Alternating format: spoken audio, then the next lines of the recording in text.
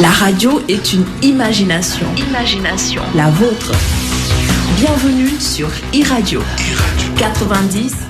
jërë ngeen jëf mbokk yi daal leen nga jàmm ci iRadio 90.3 ak ITV canal 15 bu TNT seen émission e-sport altine ak aljuma ci rajo bi ngeen taamu gannaaw bu ma leen nuyoo borom stade maa ngi lay bëggee Pape Malick. fay naa la bu baax.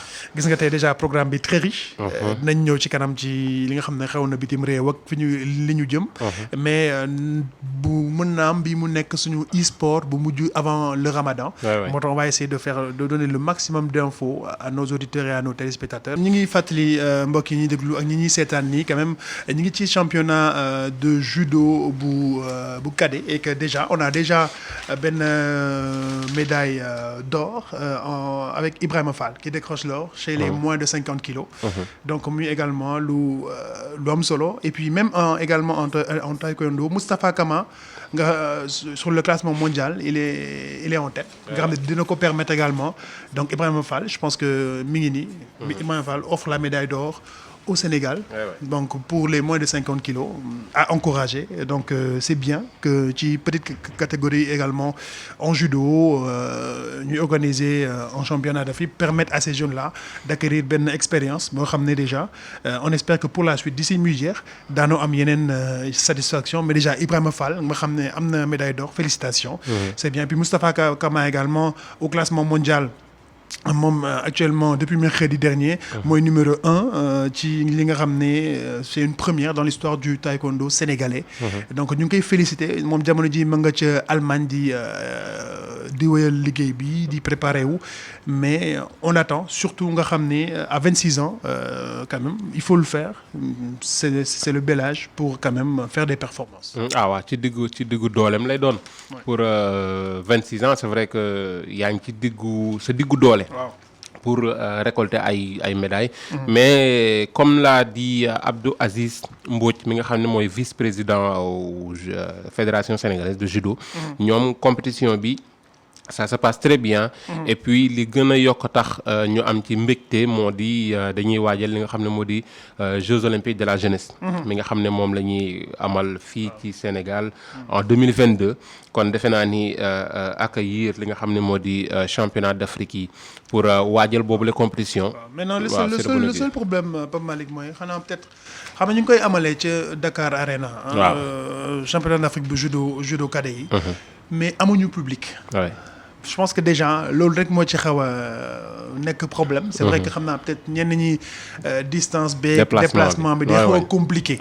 Je pense que yéen ñii bu ñu koy organiser dina baax aussi ñu mobiliser quand même déjà le 12e Gaïndé gars yi jàmbaar la mën nañu mobiliser et puis d'autres personnes.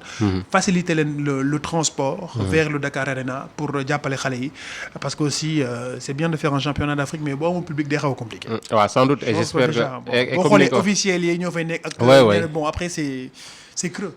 non constat la boo xam ne pratiquement ñëpp ko def comme ni nga ko souligné nii mais j'espère que en tout cas dinañ ci tirer leçon pour justement Jeux olympiques yooyu may wax de la jeunesse bi nga xam ne fii lañ koy amal aussi sans doute Dakar Arena lay doon puisque mooy stade bi gën a baax pour accueillir boobu la waaw sans doute dinañ ci tirer ay leçons pour préparer parce que tamit nar a accueillir ay Jeux olympiques pour que mu nar a demee nii publiquement parlant.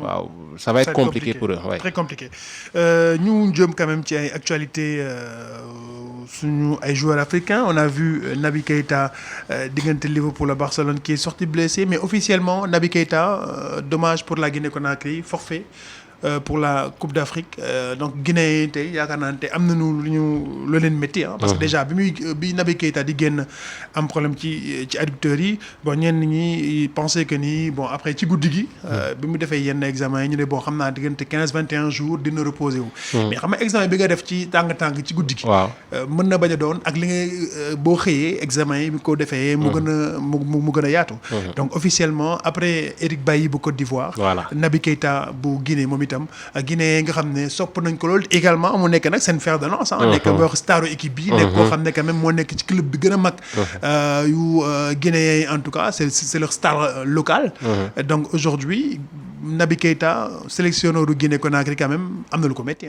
oui parce que li Sadio Mané doon Sénégal Salah doon ko Égypte moom loolu la doon Guinée et je pense que nar a perdre leader bi pour compétition bu mel nii dafa nar a compliqué pour Guinée. chamboulé na plan bi. waaw chamboulé na plan bi yëpp comme ni nga koy waxee c'est le deuxième sans doute africain qui va rater cette Coupe d'Afrique des Nations après Bailly mi am ligament ci genou droit bi kon Naby Keita aussi nar a rater compétition bi comme ni nga ko waxee.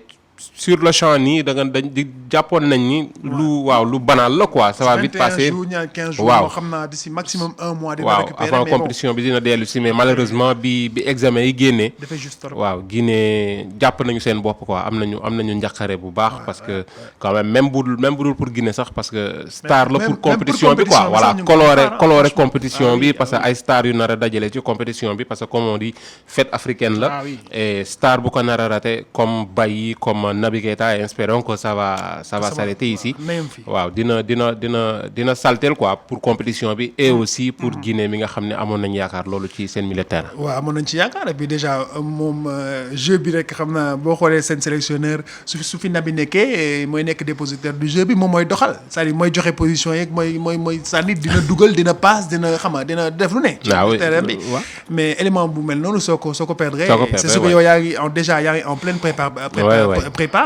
Il faudra peut-être chercher le même profil xale bu mel ni Jules Keita c'est pratiquement le même profil et tout mais bon talent yi bokkul ak expérience bi je pense que déjà niveau international bi Naby min na ko vu son parcours et tout maintenant un joueur cadre comme ça soo ko ñàkkee da ngay xoolaat say plans xoolaat defarin xoolaat taxawaay bi et voilà on espère que quand même perdre nañu Naby Keita dina yem fi on espère mu yem fi pour toutes les équipes africaines ndaanaan yëpp ñëw daje et qu'on fasse une très belle Coupe d'Afrique en tout cas espérons que Guinée moralement du leen xaw a jàpp quoi parce que quand même c'est le leader et diis na pour ñoom trop nar a perdre jour bu mel nii jour bu toll nii.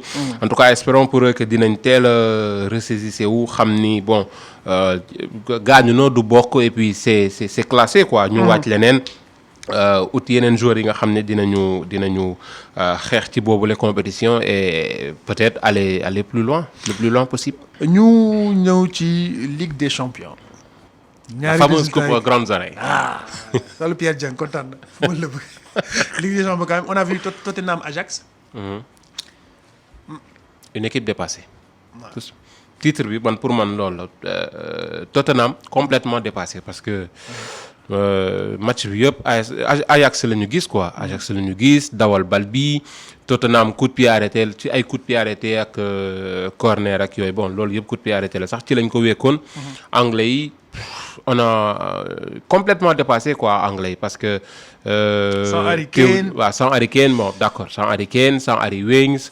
am nañu avec un délai boo xam délai Ali bu xaw a moyen. waaw bon voilà après c'était compliqué en tout cas pour le moment Ajax teg na benn tànk bu leer ci final quoi. xale yooyu lakk nañ trop éliminer Real éliminer Juve bëgg a ñëw dem final. Après voilà c'est une belle génération de footballeurs et puis man su ma seetaan Ajax damay kontaan parce que su ma gisee ay joueurs africains gis goal bi Onana bu Cameroun gis Mazraoui c'est un remplaçant mais quand même ak Ziyech bu Maroc voilà je me dis quand même man Coupe d'Afrique bi bu ñu ci yeggee ak jàmm nga gis Ziyech fii gis nos footballeurs qui viennent avec beaucoup de confiance déjà dafay am solo et puis li ñenn ñi naan Ajax dafay wane ni peut-être il faut pas beaucoup d'argent pour faire une très belle équipe tu vois c'est des jeunes yoo xam ne ñu ci bëri kenn bi lañ commencé découvrir yàggul un garçon comme De Ligt très bon Van de Beek bi dugal bi tamit gis nañ ko et un De Jong boo xam ne le futur barcelonais moom itam éblouissant sur le terrain xale yi mën football nga xam ne ci kaw on a vu seen Marc Overmars mi nekk ci kaw nga xam ne ci seen dirigeants yi la bokk on a vu Kluivert on a vu ay légendes donc xale yi am nañu fu ñu sukkandiku pour quand même avoir de la confiance nga xam ne c'est l'Ajax c'est une philosophie de jeu depuis des années depuis une génération depuis des générations moom la ñuy respecter ñëw jouer à l'aise sans pression surtout que man fi may xaw a teg tànk moo di ñu ngi préparer aussi équipe Hollande bi parce que quand même De Jong De Ligt Van de Beek mi ngi xaw a niru kuy waajal li nga xam ne moo di sélection bi et comme ça mun nañ ne sélection bi d'ici 5 ans dina xaw a niru Allemagne yi ñu xaw a génn ay génération Özil ak Reus ak Götze yooyu la yëpp mais bon comme tu dis en tout cas li leer ba leer moo di formation bi mi ngi jël dessus ci transfert yi parce que ku gis Ajax boo xam ne mu nar a dem nii bon jeexagul am na match retour seen diggante ak Tottenham mais bu xaw a teg tànk bokk final Ligue des Champions gis d'une autre part Paris Saint-Germain bi nga xam ne chaque année pratiquement 200 millions d'euros dee ci wàllum transfert yi ce qui est sûr moo di formation bi en tout cas am na solo loolu ci wàllum et puis école la Ajax parce que génnee nañu ay Suarez ay Ibrahimovic génnee nañu façon bu ne comme tu dis et génération bi encore ñu génneewaat ko espérons que même bu fekkee ni niru na lu nar a tas quand même parce que Van de Beek club yi ñu ngi commencé intéressé yow De Jong Barça De Ligt ñu ngi gis Juve mi bëgg a sacrifier Bonucci pour récupérer ko nekk na génération bu tas mais li xaw a dal xel moo di Ajax nekk na centre boo xam ne chaque année au moins dinañ génnee 2 à 3 joueurs yoo xam ne ils sont appelés à devenir des superstars.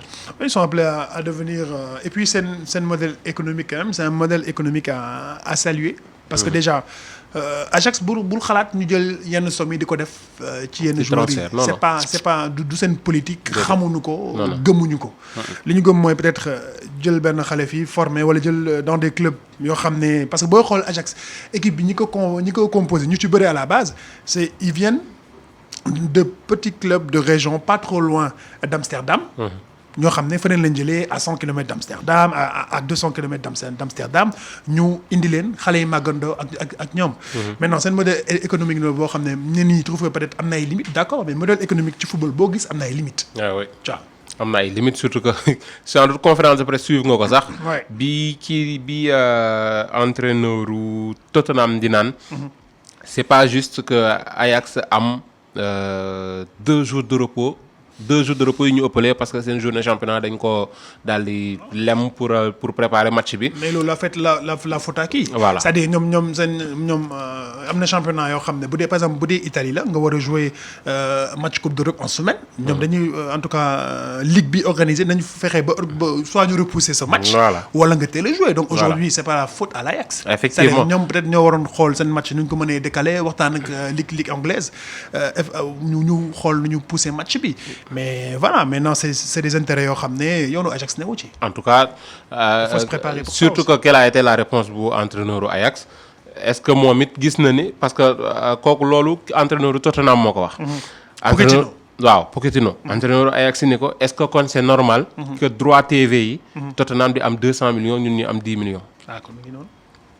pour dellu si ci wàllum finance ci wàllum koppar yi rek pour te dire que ni que Ajax quand même financièrement parlant c'est le petit poussé ci ñaari confrontation boobu la quoi entre Tottenham ak Ajax. bon match bi si topp Barcelone-Liverpool gis na liggéey bi ngeen ci def yow mii du ak Malick Thiandoum 3-0 avec un Lionel Messi boo xam ne nee naa ko waa ji xaw ma ci ban planète la bokk. kenn xamu ko.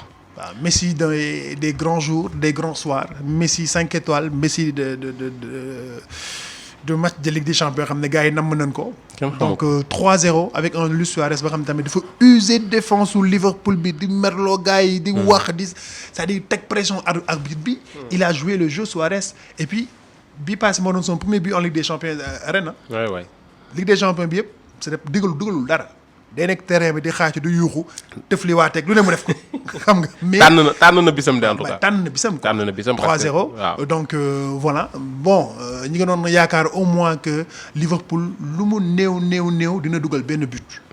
au Camp Nou defuñu ko maintenant mardi prochain match bi ñëw na ba pare. il faudra faire en tout cas pour Liverpool. génne match boo xam ne kenn xalaatu ko ci àddina. kenn xalaatu ko parce que. pour dellu si tuuti ci match bi. nekk na score boo xam ne vraiment kiiwul reflété wul physionomie match bi. reflété wul chiffres yi. reflété wul parce que booy seetaat première mi-temps bi par exemple Barça ils étaient malmenés. mais Liverpool moo ëpp occasion.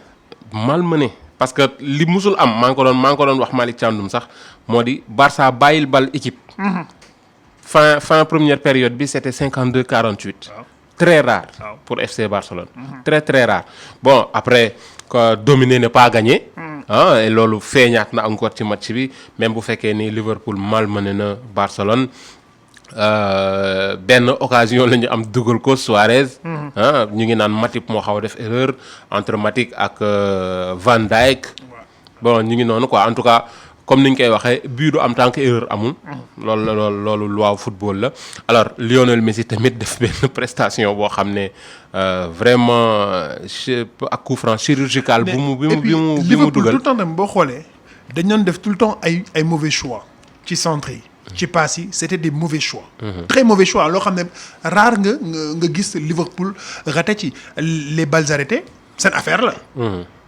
seen affaire la seen affaire la problème aussi amoon na ci milieu terrain bien parce que xam nga déjà dañu génne Milner indi le Hollandais comment il s'appelle bon moom la ñu indi mu. Wijnaldum. Voilà Wijnaldum.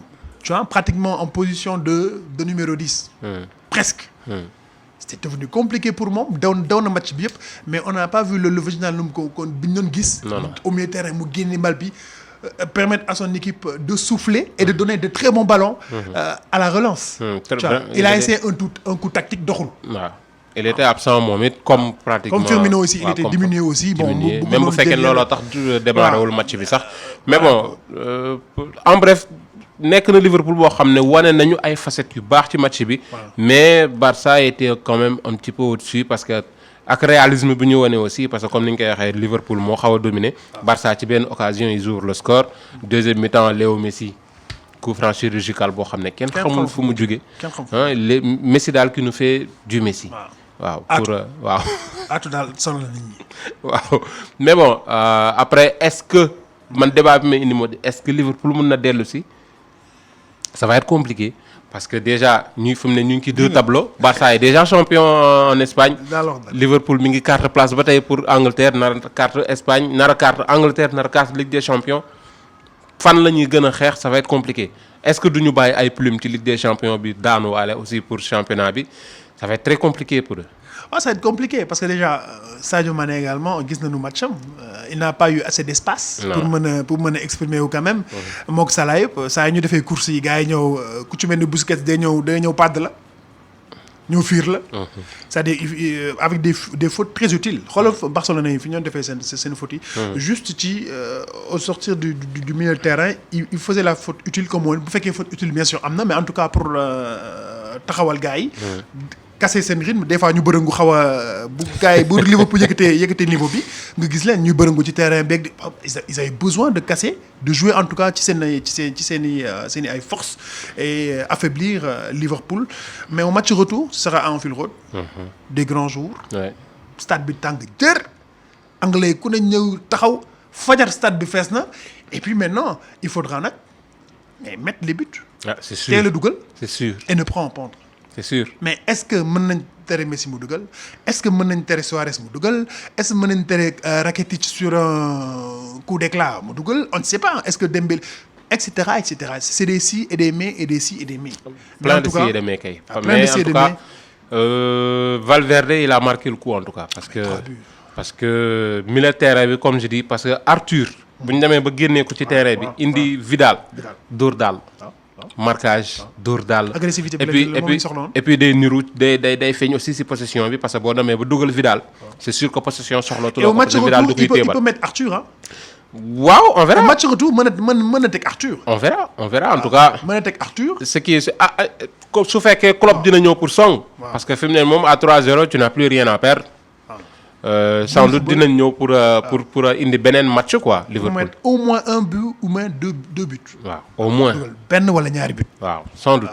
mais en tout cas match la boo xam ne mardi ñu ngi koy xaar donc mardi Liverpool Barcelone ce sera avec Pape Malick Diaw et toute l'équipe ah fa nga yem waaw fa la yem toute l'équipe voilà et puis mercredi Ajax mooy dalal Tottenham pour on espère également très beau match et puis finale bi ñu ngi koy xaarandi au courant donc du mois de juin la finale de la Ligue des Champions loolu déjà lenn la ci programme bi nga xam ni en Europe am na Manchester ñoom itam c'est-à-dire wàcc lañ ci seen nuage ñoom itam bi sawaay ñëwee ba léegi. dañ doon gagné rek. Solskjaer ñëw gars yi di gagné ñu jékki-jékki rek bon affaire yi wàccaat. réalité bi moo leen xaw a dabaat. affaire bi dabaat leen. euphorie man mun naa ne euphorie lañ doon demee mais li Mourinho doon def. ak groupe bi gisuma ni keneen mën na ñëw changer ko ak même groupe bi quoi. parce que il faut un petit peu renouveler et wax na ko aussi mi ngi annoncé aussi mercato bu xaw a yëngu pour côté Manchester. gëm naa ni sax ren moom club yu bëri dinañu yëngu quoi Real Madrid Manchester Paris Saint-Germain club yu bëri dinañ yëngu mais ce qui est sûr moo di Manchester United.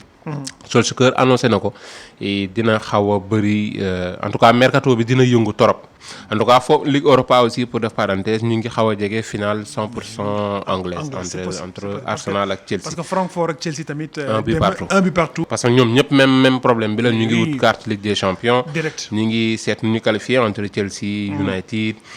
kon mi ngi noonu ak lundi aussi pour toujours suñu course au titre bi. entre Liverpool et Manchester City kon di daje ak Leicester. match bu ñu pour nara am solo aussi parce que Leicester. mais ñu ngi ñëwaat parce que déjà xam nga Leicester. waaw bu ñu ko sous-estimé Claude Puel dàq nañ ko léegi Brendan Rodgers mooy seen entraîneur. depuis qu'il est là aussi Leicester également mi ngi remonté au classement. et que l'année prochaine en tout cas les propriétaires promettent de remettre beaucoup d'argent.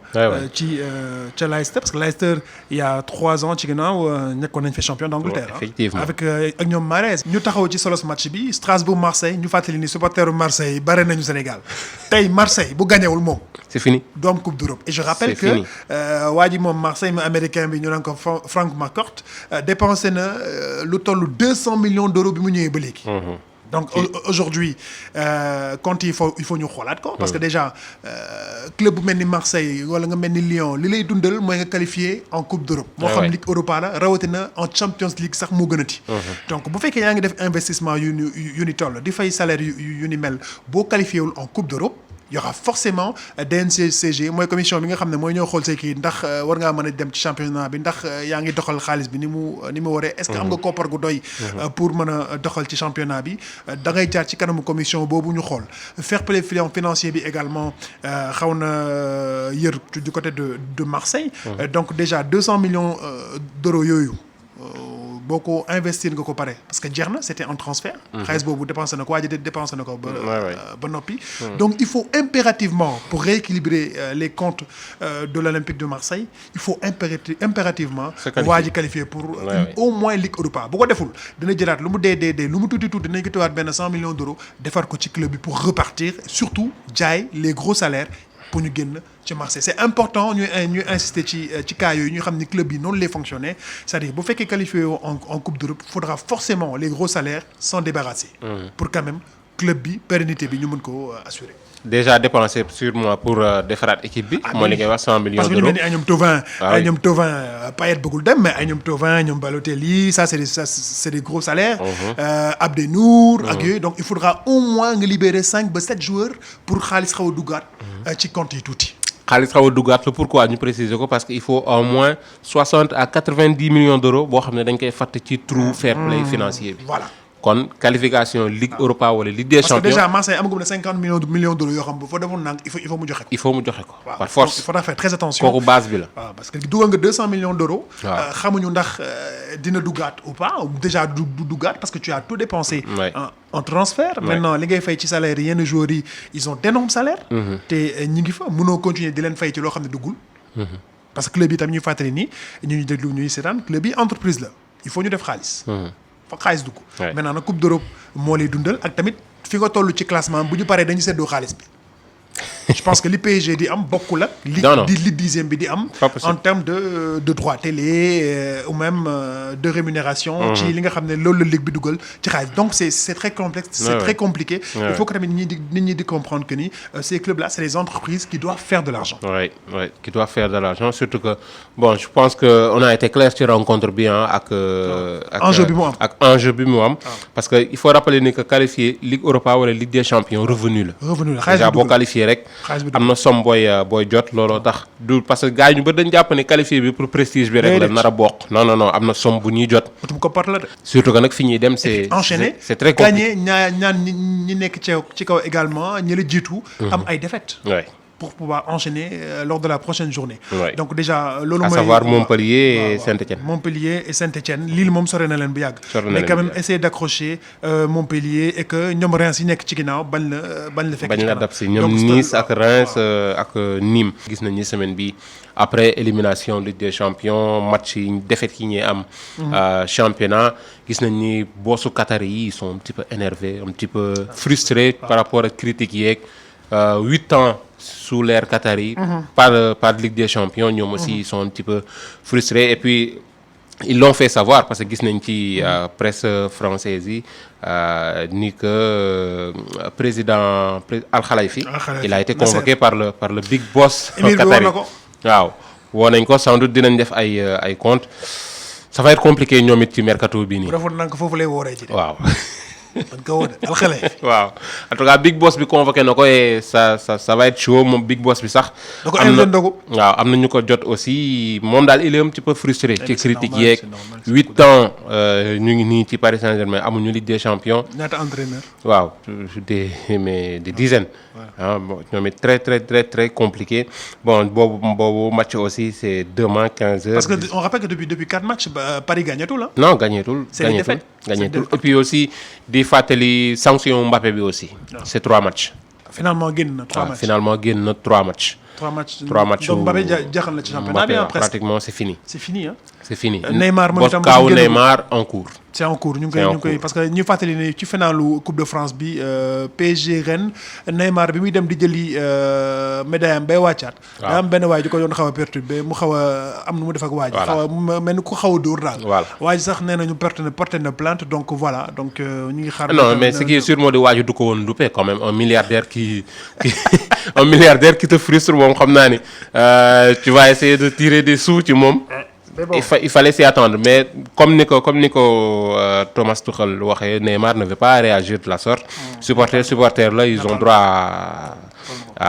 ont droit de critiquer quoi. def aussi kenn rafetlu ko aussi. bon certes mais quand même parce que waa ji tey kenn du ko song quoi Neymar la ñuy song la preuve moom mooy nekk ci ay procédures rek yu kenn xamul. mais dañuy fàttali France quand même ki jël P ak 2 ñoom ñooy qualifié directement Ligue des Champions donc ki jël 3e day jaar ci ay éliminatoire la qualification noo ko bëgg a tuddee qualification wala éliminatoire la.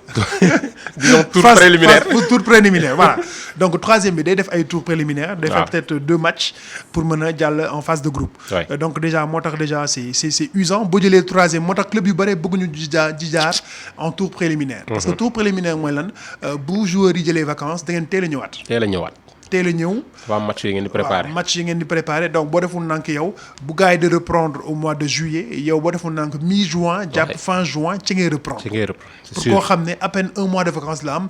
donc il faudra moo tax ñu équipe yu bëri bëgguñu def phase préliminaire. déjà boo deful nank tu as un groupe limité avec des joueurs qui doivent partir et qui sont wala ñoo xam dañu nekk en instance de départ il faut gérer énormément de choses sauf xanaa nga am un groupe très élargi avec des assurances de joueurs qui vont rester.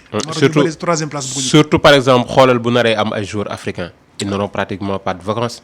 nar a jóge ci championnat dem Coupe d'Afrique des Nations dellu si waat automatiquement pour préparer tour préliminaire bi. surtout les Africains kon ñoo war a éviter. il faudra surveiller les il faudra surveiller aussi cette rencontre entre Lyon et Lille 19h dimanche. après-demain. Lyon-Lille 19h donc mooy nekk match phare au championnat de France ñoom ñu ngi ci ñaata journée waa France ñu ngi ci 35e.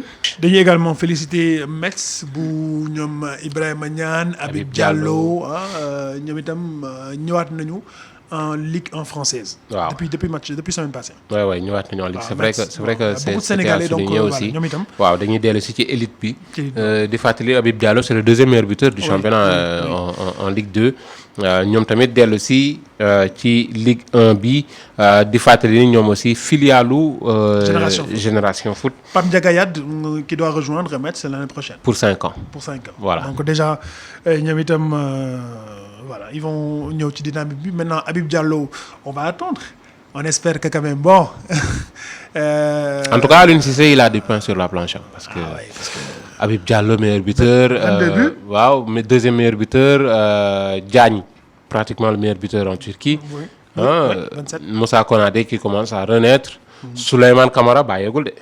non mais Souleymane Camara kay bàyyi na nag. ah dit gay na buy jogante championnat bu léegi kay. ba tey xaj na ci. Souleymane Camara actuellement voilà. parce que léegi xoolal débat bi am na ñu naan Diao Baldé Keita joué wul titulaire il joue pratiquement pas est-ce que dina bokk ci liste bi. boobu aussi débat la. non loolu foofu ñu bàyyi ba Babacar Ndao fay ñëw xaaral c'est-à-dire loolu mooy spécialiste liste yi c'est-à-dire loolu moom liste Sénégal c'est vrai que ñu ngi koy xaar. effectivement très bientôt liste bi dina génn. déjà le match contre le Nigeria je pense. waaw déjà liste bi war nañ ko jot très prochainement mën a jotaale le programme des Lions. kan moo ci bokk ku ci dul bokk.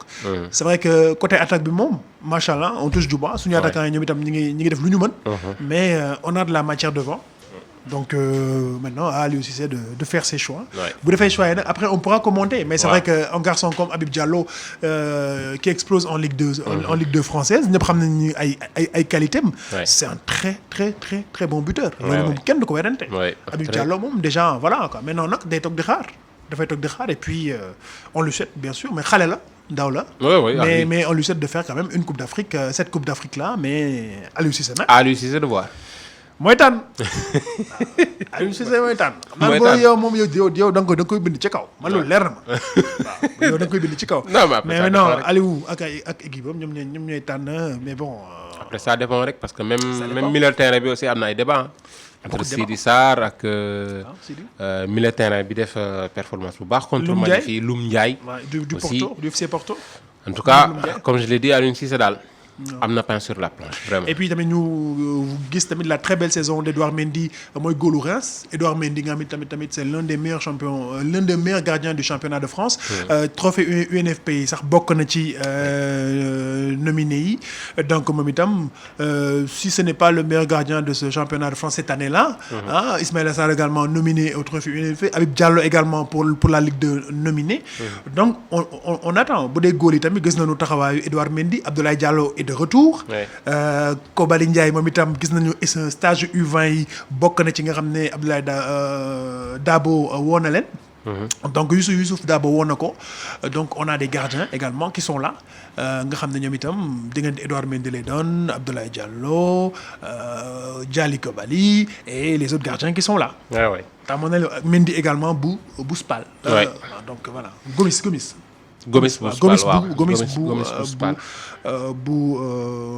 Edouard Mendy sax sans doute déwén est-ce que du changer club parce qu'il est très surveillé par l'Olympique de Marseille. Marseille balaa ñuy surveiller kii. ils veulent un successeur de Mandanda. du dem club bu dul dem coupe d'Europe dañ toppatoo seen coupe d'Europe boobu pare Marseille. waaw ay waxi parisien yi waaye.